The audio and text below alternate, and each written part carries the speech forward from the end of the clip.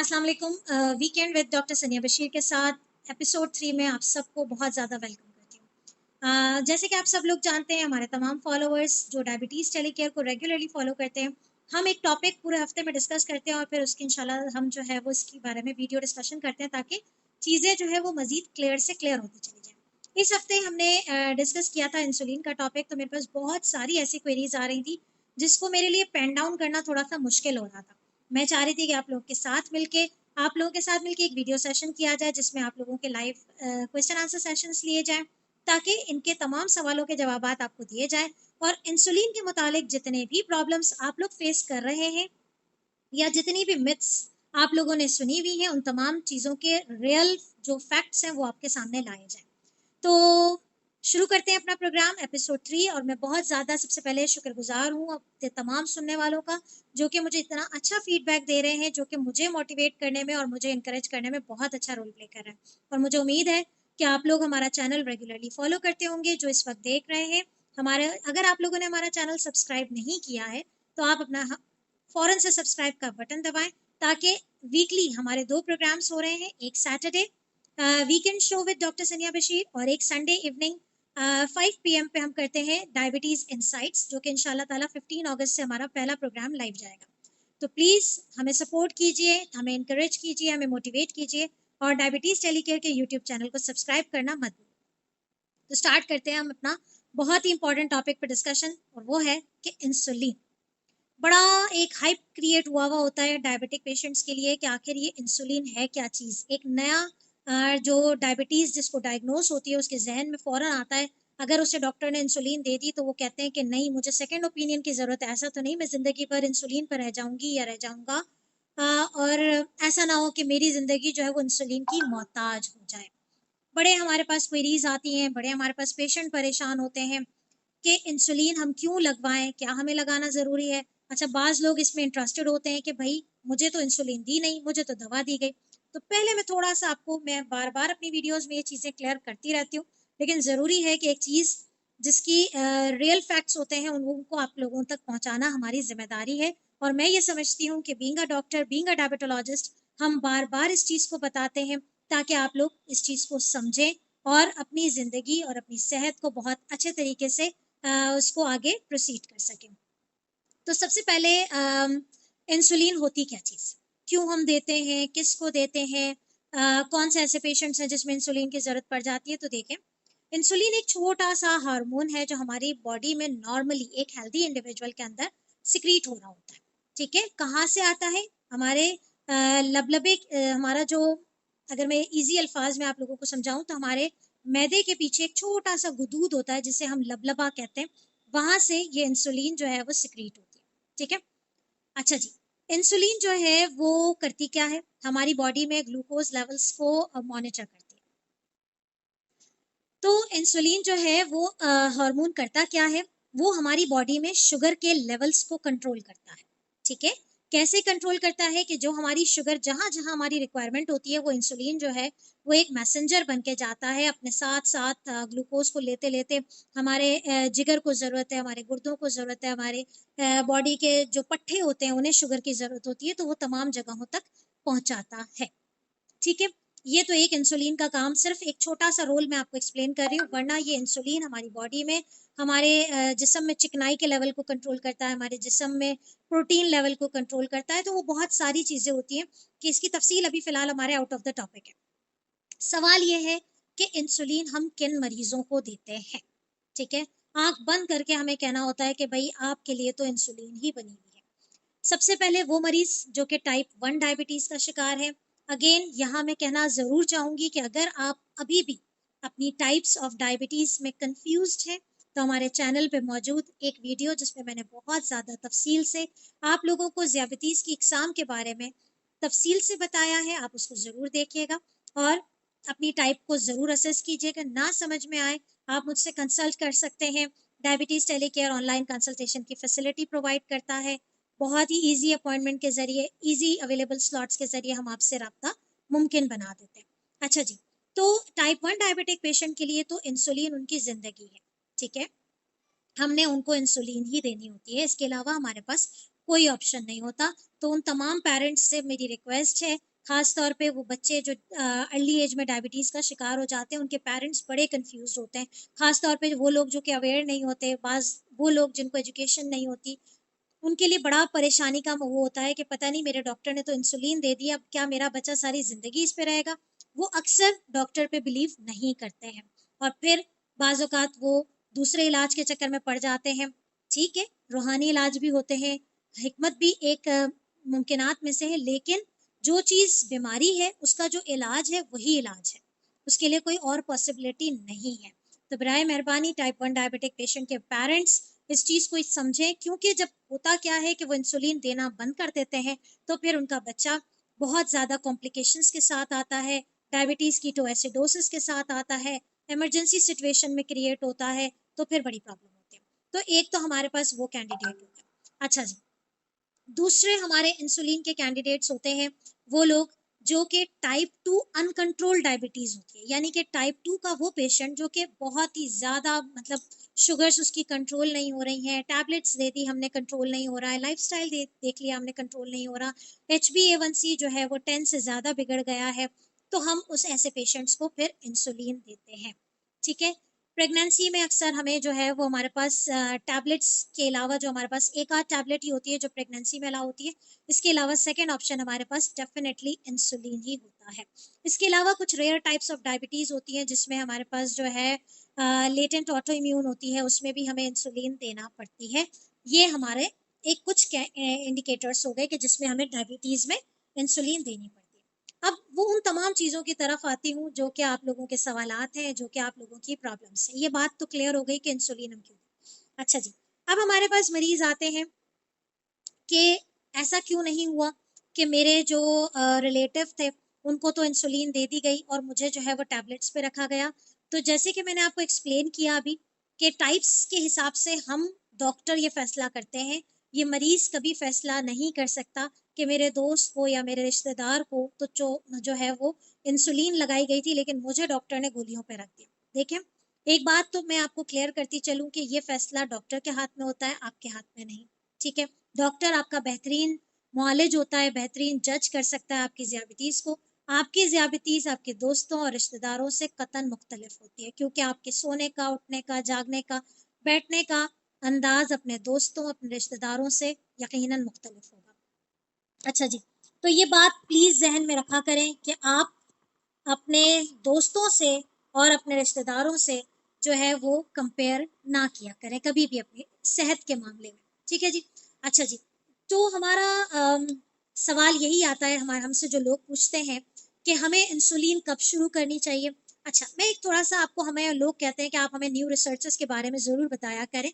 तो देखें, अगर टाइप 1 तो हमने कह दिया कि डेफिनेट इंडिकेटर है, इसमें तो हमारे पास टैबलेट का कोई ऑप्शन नहीं है। टाइप 2 वाले पेशेंट्स को अगर अर्ली इंसुलिन दे दी जाती है तो होता यह है कि वो बहुत सारी कॉम्प्लिकेशन से बच जाते हैं।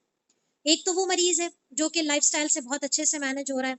ठीक है, एक तो वो मरीज आता है कि जिसको अगर एक आध हमने टैबलेट दे दी है, लेकिन अगर आपके डॉक्टर आपको बेहतर समझते हैं, जहां आपकी स्ट्रॉन्ग फैमिली हिस्ट्री होती है, हमें पता होता है कि डायबिटीज आगे जाके कॉम्प्लिकेट कर सकती है, वहां पर अगर हम अर्ली इनिशिएट करते हैं कि इंसुलिन जो है वो हम शुरू कर दें, तो बहुत अच्छे हमारे पास रिजल्ट्स आते हैं। और बताने का मकसद ये होता है कि अगर आप एक ज़ियाबितीज़ के मरीज़ हैं और आपके डॉक्टर ने आपको इंसुलिन शुरू करवाई है, तो बिला खौफ खतर आप अपनी इंसुलिन को बिला नागा होते हुए स्टार्ट कर दें। इंसुलिन को कभी भी खुद से तब्दील ना करें, खुद से बंद ना करें, अपने डॉक्टर से ज़रूर कंसल्ट करें। ये एक बहुत बड़ा क्वेश्चन था जो मेरे पास लोगों का आता। अच्छा जी, एक सवाल जो बहुत ही ज़्यादा हमारे पास नोट हुआ है, वो ये होता है कि इंसुलिन जो है हर किसी को अलग अलग दी गई होती है, क्या वजह है? क्यों हम जो है ना उसकी इंसुलिन मेरी इंसुलिन से डिफरेंट है? क्या वजह है कि हम अक्सर जो है वो लोगों की इंसुलिन चेंज करा रहे होते हैं? तो आप अभी मैं एक पिक्चर आपको शो करूंगी, यहाँ पर आप जरूर इस चीज को देखिएगा, और हमने अपनी पोस्टों में भी रखा है इस चीज को कि इंसुलिन जो है वो मुख्तलिफ वराइटीज की आती है। ठीक है, अच्छा, ये इंसुलिन की वैरायटी किस बिना पर मुख्तलिफ होती है? एक तो ये होता है कि इंसुलिन, कुछ ऐसी इंसुलिन होती है जो कि बहुत थोड़े टाइम के लिए काम करती है, दिन के मतलब समझे कि कुछ घंटे के लिए काम करती है। ठीक है, कुछ ऐसी होती है जो कि उनसे थोड़ा सा ज्यादा काम करती है, यानी कि अगर हम कहें कि एक इंसुलिन है जो 4 से 6 घंटे बाद उसका असर खत्म हो जाता है, तो हम इसको दिन में 3 दफा दे रहे होते हैं, ठीक है। अच्छा, दूसरी इंसुलिन ऐसी होती है कि हम जो है उसे एक दिन में 2 दफा देते हैं, क्योंकि उसका जो एक्शन होता है वो 10 घंटे तक रहता है। अच्छा, कुछ ऐसी इंसुलिन होती है जिसको हम दिन में सिर्फ एक दफा देते हैं। इसको मैं थोड़ा सा भी और एक्सप्लेन करती हूँ। देखिए, हमारे पाकिस्तान में जो सबसे ज्यादा जो इंसुलिन यूज होती है वो होती है, अगर आप सब लोग इससे अवेयर हैं और मैं साथ साथ आपको अपने पिक्चर्स शो करती जाऊंगी, कि सबसे पहले एक होती है शॉर्ट एक्टिंग इंसुलिन। वो किस नाम से अवेलेबल होती है? वो रेगुलर इंसुलिन होती है। अक्सर इसमें हमारे पास कौन कौन सी कैटेगरीज आ जाती है? हमारे पास ह्यूमिलिन आर आ जाती है, हमारे पास नोवलिन आर आ जाती है, हमारे पास इंसुगेट आर आ जाती है। तो अगर वो तमाम मरीज जो कि आर वाली इंसुलिन, हमारे हम हर आम आदमी इस बात को पहचानता है जो इंसुलिन लेता है कि आर वाली इंसुलिन क्या होती है। तो आर वाली जो इंसुलिन होती है उसका जो दौरानिया होता है, ठीक है, वो कम होता है, तो हम क्या करते हैं कि दिन में अक्सर 3 टाइम या फिर हम 2 बड़े मील जो होते हैं उनके साथ उसको दे रहे होते हैं। अच्छा, बड़ा इंपॉर्टेंट क्वेश्चन जो लोग पूछते हैं कि आया कौन सी इंसुलिन, उनको पता ही नहीं होता इस बारे में कि हम खाने से कितने घंटे पहले या कितने मिनट्स पहले खाएं। अगर आप वो इंसुलिन यूज कर रहे हैं जिसे मैं कह रही हूँ आर इंसुलिन, रेगुलर इंसुलिन, जो कि हमारे पास अवेलेबल है, वापस रिपीट कर रही हूँ, Humulin R, insulin R, Novolin R, Insugen R, तो आपने उसे खाने से आधे घंटे पहले इंसुलिन लगानी है और आपने आधे घंटे के बाद खाना खा लेना है, ठीक है। ये वो वैरायटी है इंसुलिन की, आर वाली। एक वैरायटी जो सेकंड होती है वो हमारे पास, जिसे हम अपनी जबान में कहते हैं कि बहुत ही तेज एक्शन देती है, रैपिड एक्टिंग होती है। उसमें हमारे पास कौन कौन सी वैरायटी मौजूद है, ये साथ साथ मैं आपको पिक्चर्स जो है वो लगाती जा रही हूँ, आप उसे देखते जाएं। हमारे पास होती है एक्ट्रेपिड, हमारे जो लोग यूज करते हैं, मैं नाम इसलिए यूज कर रही हूँ, देखिए ब्रांड्स हमारे पास बहुत सारे हैं, कुछ जो फेमस हमारे पाकिस्तान में यूज होती है उसके बारे में अगर आप उसके कैंडिडेट हैं और अगर आप वो यूज कर रहे हैं तो इस चीज को समझें कि आपको ये पता हो कि खाने से, ये बड़ा इंपॉर्टेंट क्वेश्चन होता है कि भाई मैं ये वाली इंसुलिन यूज कर रहा हूँ, डॉक्टर साहब ये बता दें कि ये खाने के साथ लेनी है, खाने के बाद लगानी है, या खाने से पहले लगानी है। एक्ट्रापिड, ह्यूमिलोग, नोवोलॉग, एपिड्रा और नोवोरैपिड, ये वो इंसुलिन है जो कि रैपिड एक्टिंग है। इनका एक्शन बड़ी तेजी से जिस्म में जाता है और बहुत तेजी से शुरू हो जाता है।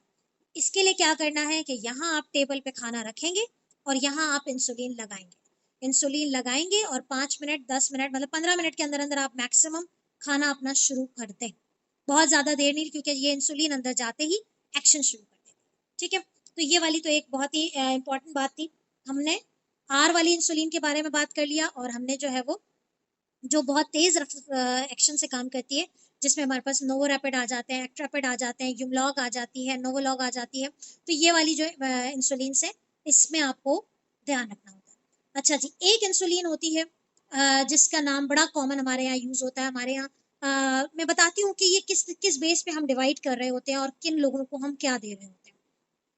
तीसरी जो वैरायटी है इंसुलिन की वो एन इंसुलिन कहलाती है। हमारे आम आदमी जो एक हमारा जो लोअर से लोअर तबका भी होता है, जो सोशो इकोनॉमिकली जो है वो फिट नहीं होता, वो भी अगर हम जो है ना एन इंसुलिन को जानता है, ठीक है। तो एन इंसुलिन जो है ये वो इंसुलिन होती है कि जिसका दौरानिया जो है वो 8 से 10 घंटे तक बॉडी में रहता है। तो हम कोशिश करते हैं कि हम दिन में 2 दफा इसको देते हैं। इसमें हमारे पास आ जाती है यूमुलिन एन, नोवोलिन एन, इंसुलाटार्ड, इंसुगेट, ठीक है। ये वाली इंसुगेट एन, एक इंसुगेट आर आती है, एक इंसुगेट एन आती है, जो आर आती है वही उसकी एन भी आती है। तो ये वाली कहानी हो गई। अच्छा ठीक है, इसको हमेशा खाने से आप थोड़ा सा पहले ले लें। इसमें ये नहीं होता कि क्योंकि ये बहुत ज्यादा जल्दी एक्शन शुरू नहीं करती, तो हम इसको बिल्कुल खाने के साथ जो है वो नहीं देते। आप खाने से आधा घंटा पौना घंटा पहले लगा लें। अगर आपको बेड टाइम पे दी गई है तो आप बेड टाइम पे से पहले लगा लें, इसका फौरन खाने से कोई एक्शन नहीं होगा। फिर हमारे पास एक इंसुलिन आती है जो कि लॉन्ग एक्टिंग होती है, ठीक है, जो कि बहुत लंबे अरसे तक काम करती है, जिसे हम यूजुअली बेजल इंसुलिन भी कहते हैं, जिसमें हमारे पास आ जाती है ग्लार्जिन यानी लेंटस के नाम से, ठीक है। एक हमारे पास लेवेमिर आती है, और एक हमारे पास इससे भी ज्यादा लॉन्ग एक्शन तक काम करती है, जिसे हम सब दिन में एक दफा देते हैं, वो होती है ट्रेसिब, ट्रेसिबा। ये तो वो तमाम इंसुलिन के कुछ कुछ पॉपुलर नेम्स हो गए जो कि हमारे यहाँ यूज होते हैं।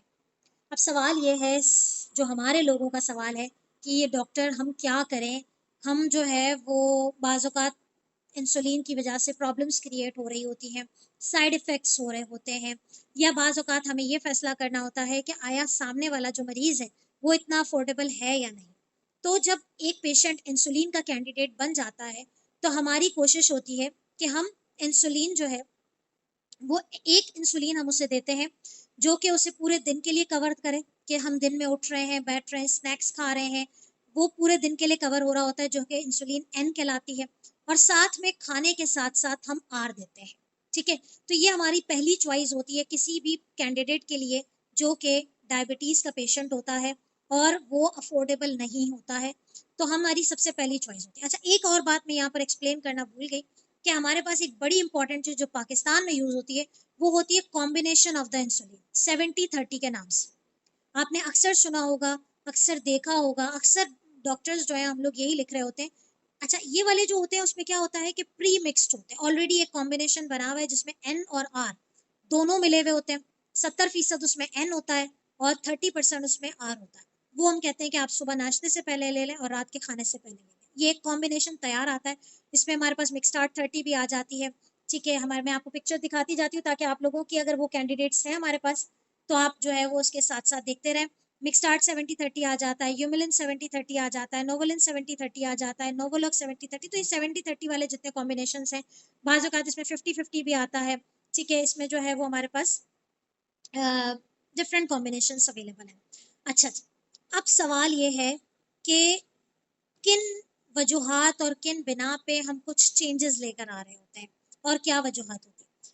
देखें, इंसुलिन सारी अच्छी है, ऐसा नहीं है कि किसी का कोई जो है वो ज़्यादा। असल में क्या है कि चूंकि रिसर्चेस होती जाती हैं, मॉडर्न ज़माना जो है वो होता जा रहा है, टेक्निक्स नई नई आ रही हैं, जितना ज़्यादा इलाज को आसान बनाया जा रहा है उतनी जो है वो आसानी।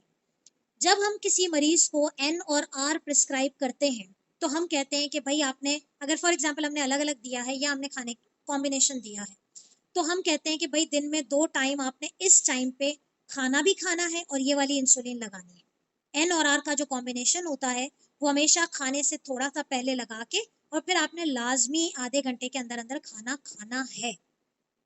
अच्छा, अब परेशानी कहाँ आती है? अब अक्सर हमारे पास जो है वो यंग लोग होते हैं, वो कहते हैं हमारी ऑफिस की जॉब है, हमें जो है वो सुबह नाश्ता नहीं अच्छा लगता, लेकिन चूंकि हमें इंसुलिन लगानी है, हमें नाश्ता करना पड़ता है। या बाज़ औक़ात जो है वो रात को लेट आ रहे हैं, रात के खाने का टाइम आउट है, अब सब चीज़ें डिस्टर्ब हो रही हैं, इंसुलिन लगाए, सुबह लगाई थी, अब बहुत देर हो गई है, शुगर्स आउट हो गई हैं, अब क्या करें? लेकिन चूंकि फिक्स्ड है, एन और आर एक फिक्स्ड रिजिम होती है जिसमें हम अलाउ नहीं करते कि आप खाने की रूटीन को चेंज करें, या आपका खाने का दिल नहीं हो रहा आपने इंसुलिन छोड़ दी, ऐसा नहीं होता। ठीक है, ये क्यों मैं बातें बता रही हूँ, ये मैं सारी एक एक बात तफसील से इसलिए बता रही हूँ कि ये हमारे लोग परेशान हैं क्योंकि वो अवेयर नहीं है, क्योंकि वो एजुकेट नहीं है, उन्हें अपनी डायबिटीज के बारे में पता ही नहीं हो, ब्लाइंडली डॉक्टर के पास जाते हैं, जो लिखा दे दिया, हमें क्या पता डॉक्टर ने हमें। आप अपनी डिजीज को अगर नहीं समझ रहे तो आपको क्या पता कि आप किस तरीके से इलाज करवा रहे हैं। मेरे पास आने वाले तमाम मरीजों को मैं पहले एक्सप्लेन करती हूँ कि आपको ये तमाम चीजें हैं और आपको ये बात समझ होनी चाहिए, चाहे आप मेरे पास कंटिन्यू करें ना करें, लेकिन अपनी बीमारी को समझें। जो दवा खा रहे हैं वो समझे कि वो दवा क्यों दी गई है आपको। ठीक है, ये बातें आपको पता होनी चाहिए, मेरा मशवरा होता है कि आपको ये चीजें पता होनी चाहिए। तो जब बात हमारे पास यंग लोगों की आ जाती है या इंसुलिन की वजह से खाने पीने का इतना ज़्यादा प्रॉब्लम क्रिएट होता है, तो फिर हम ऐसे लोगों को चॉइस देते हैं कि भाई आप रैपिड एक्टिंग इंसुलिन और जो बेजल इंसुलिन है यानी कि जो लॉन्ग एक्टिंग है उस कॉम्बिनेशन पे आ जाए। उस कॉम्बिनेशन का फ़ायदा क्या होता है? उस कॉम्बिनेशन का फ़ायदा ये होता है कि उसमें फिर हम जो लॉन्ग एक्टिंग इंसुलिन है वो हम कहते हैं कि आप सुबह नाश्ते के मतलब डिपेंड करता है, ये नहीं है कि एक जो मैं बात कर रही हूँ वो हर इंसान इंसान पे अप्लाई हो रहा है, ऐसा नहीं है। कुछ इंडिविजुअल फैक्टर्स होते हैं जो हम उस बंदे को देख के ही फैसला करते हैं। बात यह है कि जो लॉन्ग एक्टिंग इंसुलिन है, जैसे कि लेंटस हमारे यहाँ बहुत ज़्यादा यूज़ हो रही है और बहुत ज़्यादा उसके जो है बेनिफिट्स हैं, वो हम दिन में 1 या 2 दफ़ा डिपेंड करता है, हम दे देते हैं। इसका खाने-पीने से कोई ताल्लुक नहीं है, आप चाहे खा रहे हैं, चाहे नहीं खा रहे हैं, आपने ये इंसुलिन लगानी है। अच्छा, अब आप दिन में 3 टाइम अगर खाना खा रहे हैं, तो आप उस खाने से पहले अपनी रैपिड एक्टिंग इंसुलिन, ये एक, अगर हमारे पास जो एजुकेटेड लोग हैं जो इस चीज़ को समझते हैं, इस तरह के रिजम्स को हम कहते हैं कि ये बेसल बोलस रिजम होती है। इसमें हम आपके खाने पीने से, अगर आप फॉर एग्जाम्पल आप लेट हो गए, आज आपने लंच अपना स्किप कर दिया, नो इश्यूज, आप इंसुलिन नहीं लगाएं। अगर आपने रात का खाना नहीं खाना है, आप इंसुलिन नहीं लगाएं। आपकी बॉडी में जो लॉन्ग एक्टिंग का कवर है जो जिस्म में डाल दिया है, जो एक नेचुरल, जैसे अभी मैं बैठी हूँ, ठीक है, आप एक नॉर्मल इंसान है, अगर आप बैठे हैं, आपकी बॉडी में इंसुलिन नॉर्मली एक हेल्दी इंसान में प्रोड्यूस हो रहा है, आपको नहीं पता कि वो क्या क्या काम कर रहा है। इसी तरीके से जो लॉन्ग एक्टिंग इंसुलिन होती है, जब वो दिन में एक दफा या दो दफा डाल दी जाती है, तो वो वैसे ही काम करता है जैसे कि एक नेचुरल इंसुलिन काम कर रही है।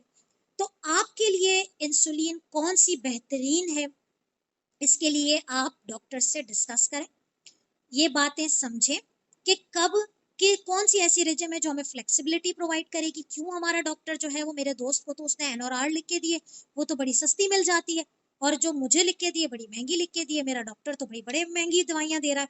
तो देखिए, चीजें समझने की कोशिश करें।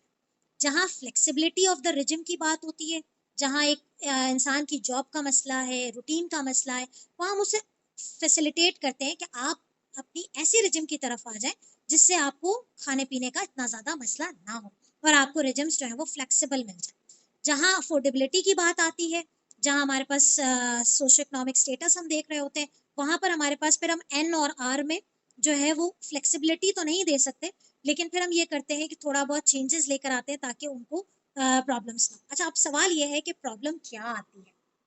हमारा टॉपिक यही था कि आपकी इंसुलिन कौन सी बेहतरीन है, वो आप जानते हैं, आपका डॉक्टर जानता है, डिस्कस करें। आप डॉक्टर के पास नहीं जा सकते, हमसे डिस्कस करें। एक ऑनलाइन प्लेटफॉर्म देने का मकसद यही होता है कि आप अपनी रूटीन में से अगर टाइम नहीं निकाल सकते, अपने हॉलीडेज वाले दिन हमसे कंसल्ट करें, आपको सारी चीज़ें इंशाल्लाह ताला प्रॉपर नॉलेज के साथ जो है वो दी जाएगी। अच्छा, एक इंसुलिन का बड़ा मसला होता है कि इंसुलिन की कॉम्प्लिकेशंस क्या हैं। डॉक्टर साहब, मैंने तो इंसुलिन लगा रही थी, मेरा वेट बहुत ज़्यादा पुट ऑन हो गया है, अब मैं क्या करूं। देखिए, इंसुलिन के कुछ साइड इफेक्ट्स होते हैं जिनको कोप अप किया जाता है।